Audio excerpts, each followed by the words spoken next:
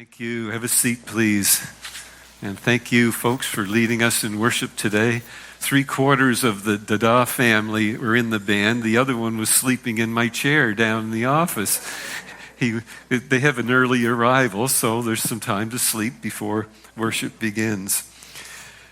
You've probably seen one of the televised strongman competitions, and you see these huge men compete, and they're competing to see who is the strongest by doing things that aren't at all practical, that they're not things that you would do in the normal day living. And they do all kinds of strongman feats. The standard one is Atlas stones, and that's where they have these round stones.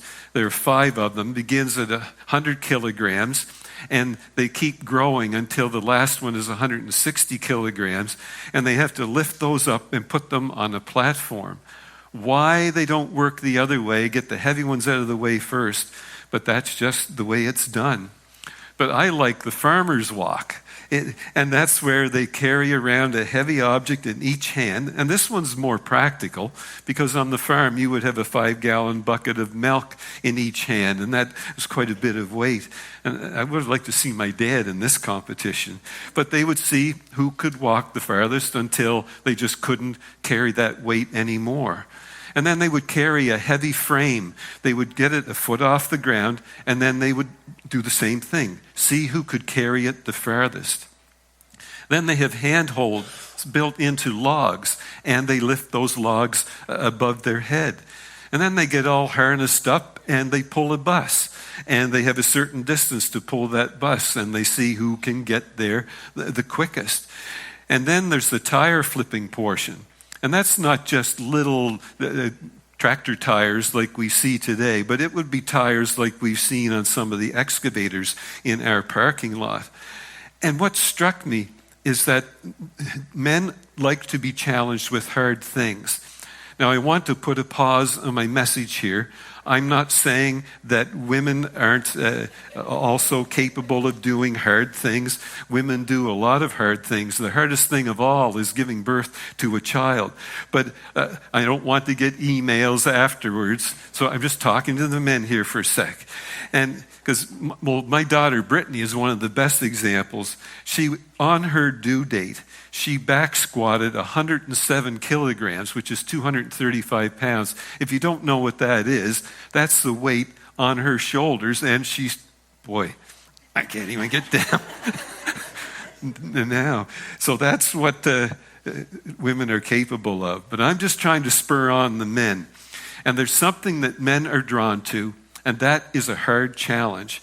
And our construction management company, they gave us a tremendous bid in order to get our job. And they said it was partly because it was a church, but also because they liked the challenge of the fact that we had a very small property. They call it a tight site, and they wanted to be able to work with that. And then I can't quite figure out this tension that I certainly feel in myself, and I see it in other men, where there are some things that we run towards, and then there are some things that we run away from. And sometimes maybe when it's more personal, when it's a hard situation in a relationship, or maybe it's something that we need to change personally, I think we sometimes run away and we withdraw. We're passive and run from what's hard. And for a long time, this is what was going on in Jacob's life. So we're going to read a little bit about Jacob in the 32nd chapter of Genesis. And we're going to see that he was a runner. You've heard before how people will be in a difficult situation and the response is either fight or flight. Well, it was always flight for Jacob. So he was a runner, not in that he ran marathons. He just ran from situations. And we're going to see that he runs away from hard conversations, and he runs away from hard conflict, and he runs away from confrontation, and he runs away from hard consequences. And my guess is that Jacob isn't the only one who runs away from that kind of hard stuff. He had every reason to be strong and to deal with hard things because he had a rich heritage. His grandfather was Abraham, and his father was Isaac. And I just imagine the great family reunions that they had. They would go over to grandfather Abraham's house. They would get in a circle and they would sing, "Father Abraham had many sons, sir. Many sons had Father Abraham." And they didn't laugh. So some of you sang that at camp. But that's where it started. And Jacob had a twin brother by the name of Esau, who was technically the oldest, and it was just by a few seconds because Esau came out and Jacob was holding on to his brother's heel when he came out of the womb. And then they were twins, but very different. So in Genesis 25, when the boys grew up, Esau became a skilled hunter.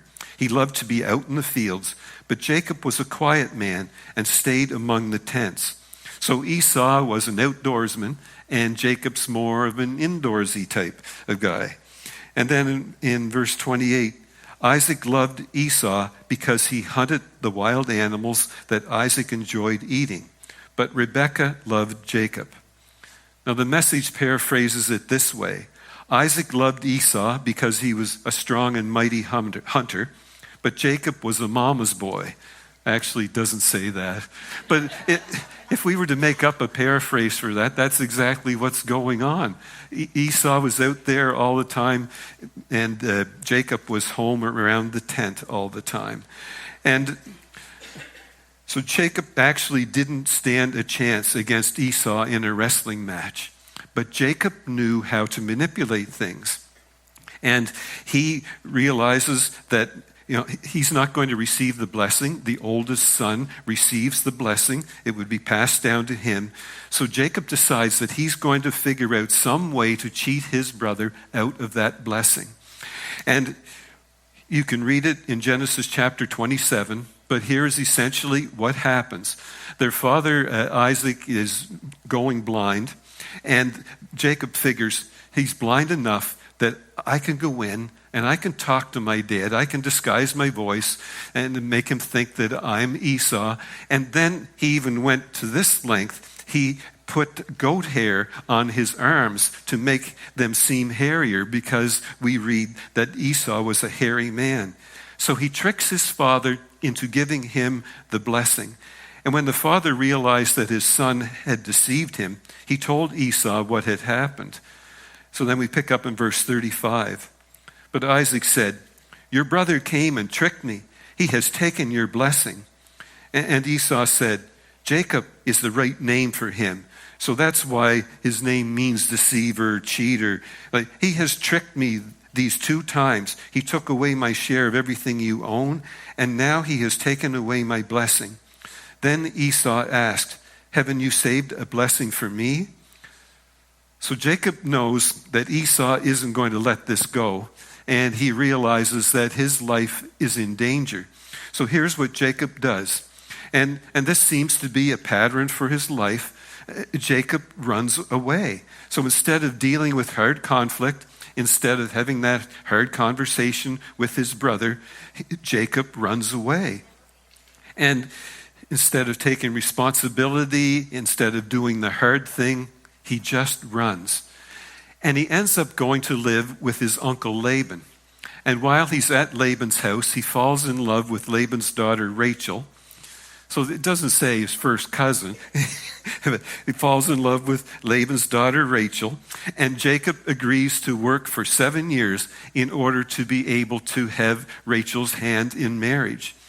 And then the Bible points out that Laban actually gives Jacob a taste of his own medicine, because when the wedding day arrived, somehow the father substitutes his older daughter Leah for the younger daughter Rachel.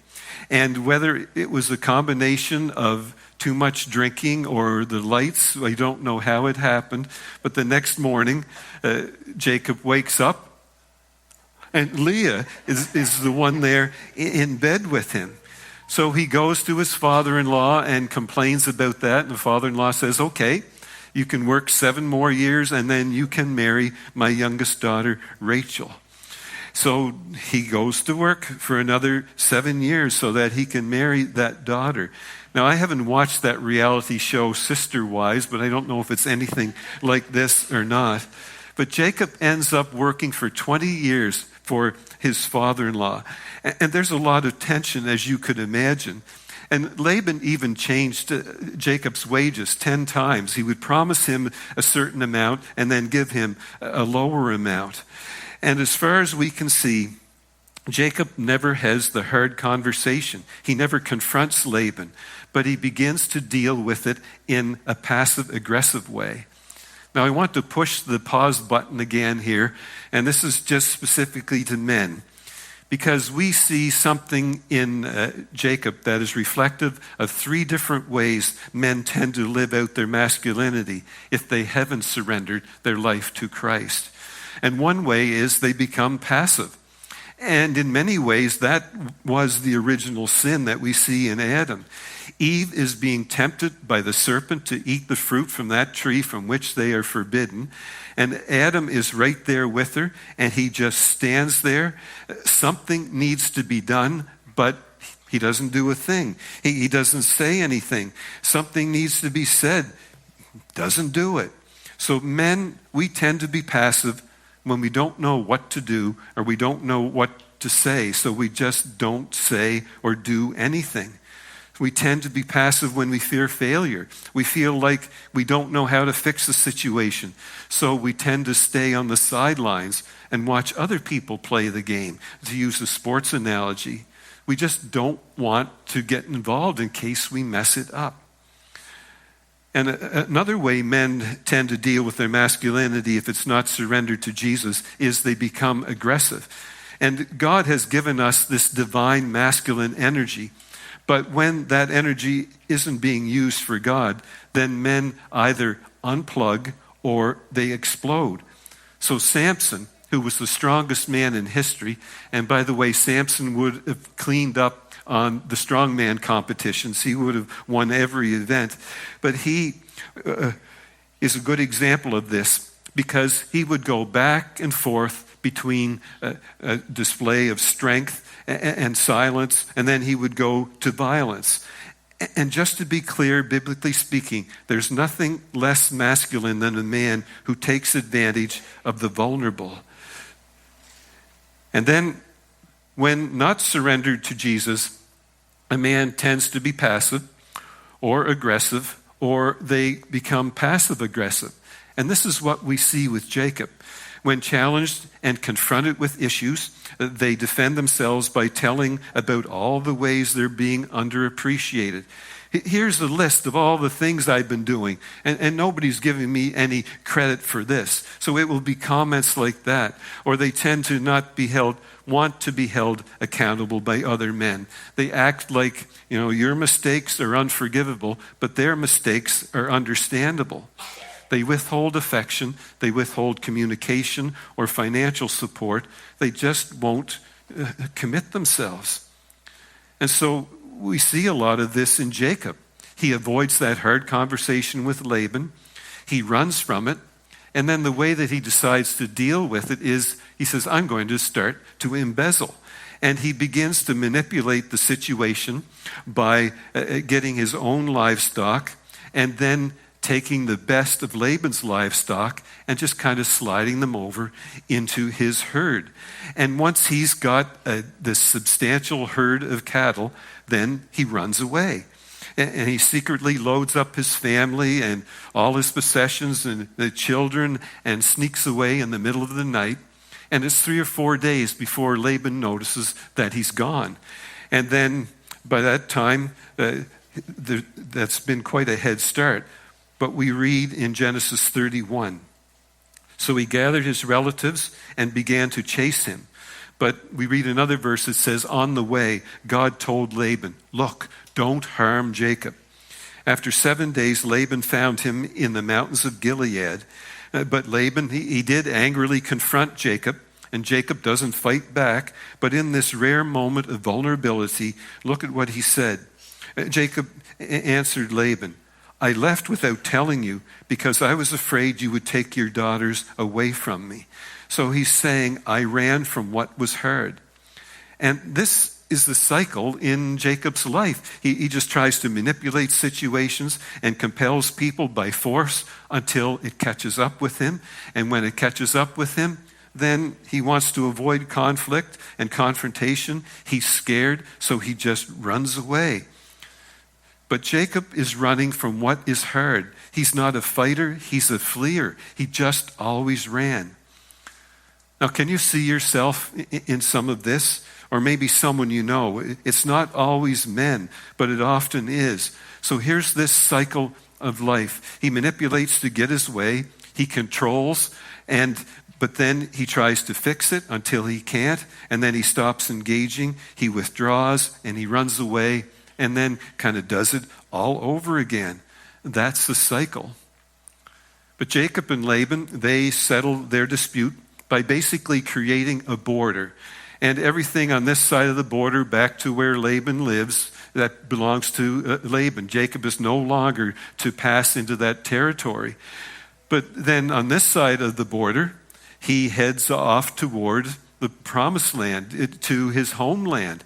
And the only problem there is he's heading back to where Esau is. And remember, 20 years ago, Esau was the one that he cheated out of his birthright. So he hasn't seen Esau since that time, and Jacob sends some messengers with gifts and a message to Esau. And he's basically saying, hey, brother, I hope that you realize I'm coming in peace here. But look what the Bible tells us in chapter 32. The messengers returned to Jacob and said, we went to your brother Esau. He is coming to meet you and has 400 men with him. So he's already on the way, and he has 400 soldiers with him. And then Jacob was very afraid and worried. And here's what Jacob does. He divided the people who were with him and all the flocks, herds, and camels into 2 camps. So that includes wives, children, and servants. And Jacob thought Esau might come and destroy one camp, but the other camp can run away and be saved. So he's diversifying in hopes of minimizing his losses. And so it's a no-win situation for this poor guy. There's no button that he can press that's going to automatically fix all of this. And he has nowhere left to turn. Everywhere he looks, he's just surrounded by what is hard. So what do you do then? The Bible tells us that he's left by himself because he sent everyone else on.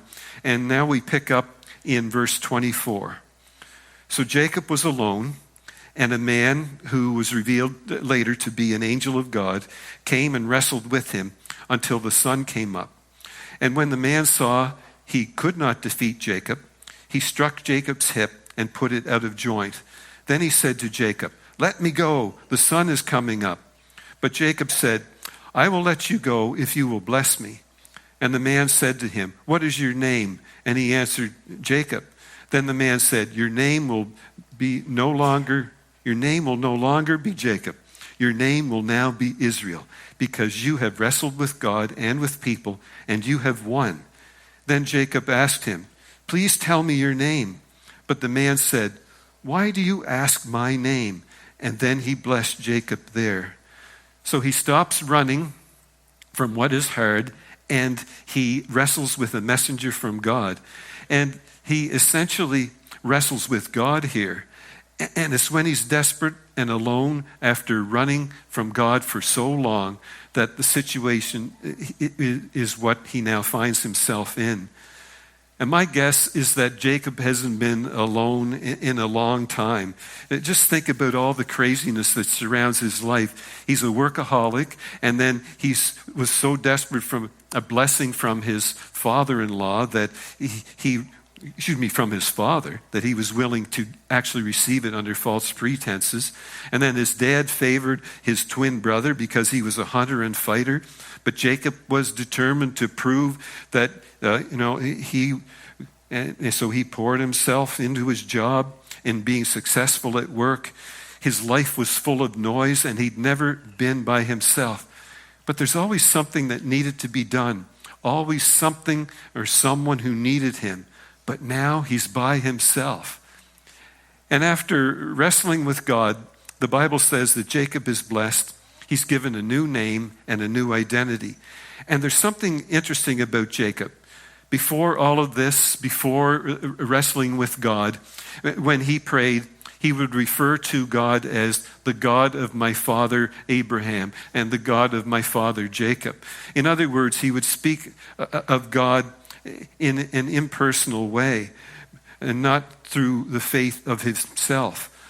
But on that dark and desperate night, he encountered God personally. And in fact, his new name reflects that. This was his identity. So in verse 28, your name will no longer be Jacob. Your name will now be Israel. I'm giving you a new name, and they're not going to go back to the way they were. Things are going to change. So finally, Jacob gets this blessing that he's been longing for his entire life. But he didn't get it from his father. He didn't get it from his brother or his uncle. He receives it from God. And maybe you didn't get it from your father, or maybe you didn't get a blessing from your brother or an uncle, or it might have been a coach, or it might have been a teacher or some leader. But I'm telling you that God wants to give you his blessing. And when you surrender, when you stop running, he wants to give you his blessings. So Jacob, he stops running from what was hard, and instead of running away, he hung on to God, and he refused to let go.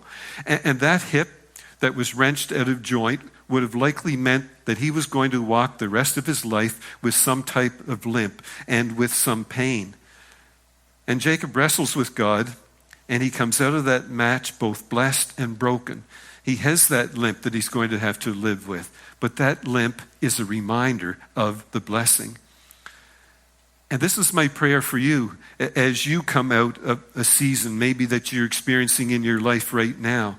I know that you might come out of it hurting and aware that you're more vulnerable than you realized. You might come out of this season that you're in right now limping.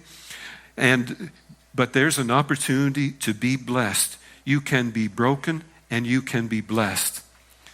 Now, I sometimes wonder what the story was that went along with that injury.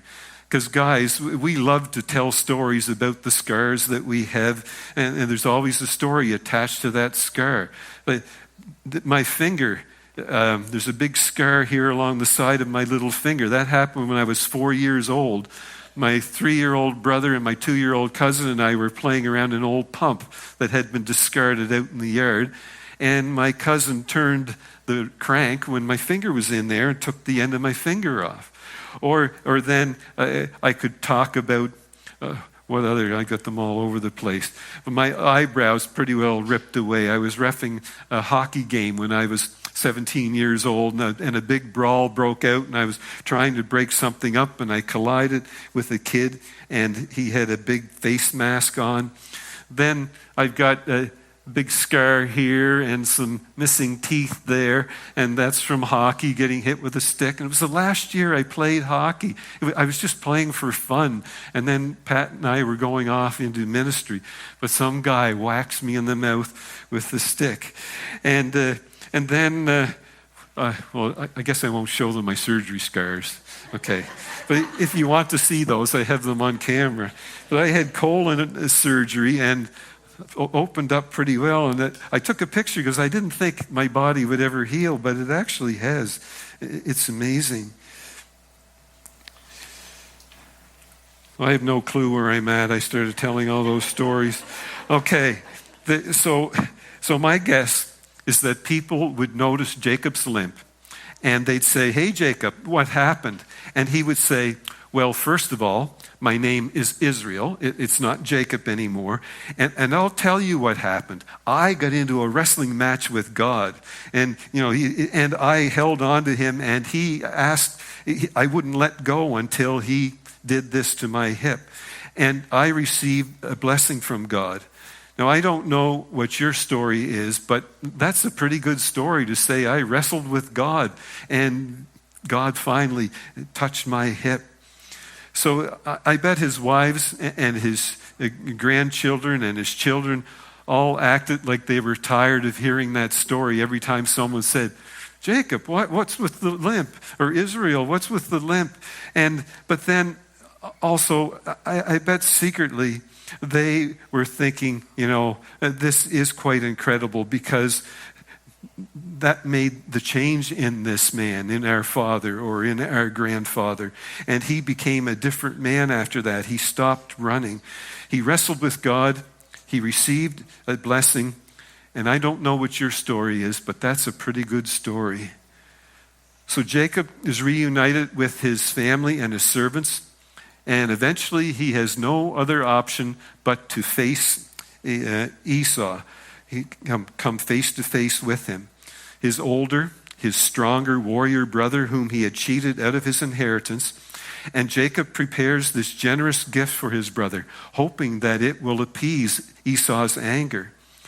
And the Bible tells us that when Esau was a long distance off, that Jacob bowed down at that point.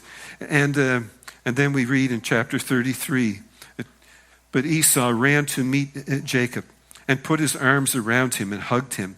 Then Esau kissed him, and they both cried. So they wept. It was beautiful, but it was sad in a way because it took so much longer than it needed to. Maybe it didn't need to be that long. Maybe Esau, after a month, was ready to forgive his brother. Or maybe that family could have been together 20 years earlier. But when Esau looked up and saw the women and children, he asked, "Who are these people with you?" And Jacob answered, "These are the children God has given me. God has been good to me, your servant." Then the two slave girls and their children came up to Esau and bowed down flat on the earth before him. Leah and her children also came to Esau and also bowed down flat on the earth. Last of all, Joseph and Rachel came up to Esau, and they too bowed down flat before him. So we have to be honest. There are some things that we would have done differently and things that we would like to change. We have to be honest and admit that there were times when we ran from the stuff that we were facing because we were tired or maybe frustrated or maybe we felt a little insecure.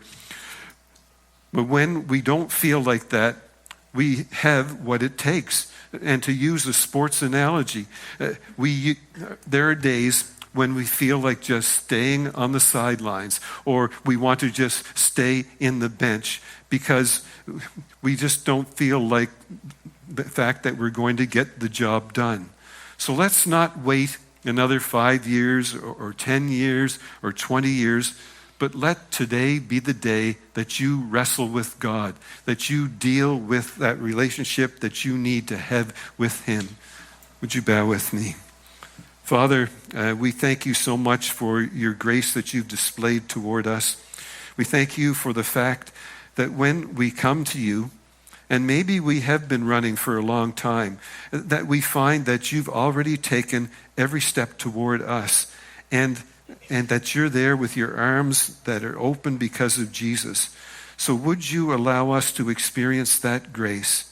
And Father, for some of those here today, I pray that they would find a new name in you, that they don't have to be who they've been, that even now, no matter how long the game has been going, you still want them in the game, and that you will give them the grace and the strength to do that through your Son, Jesus. It's in His name we pray.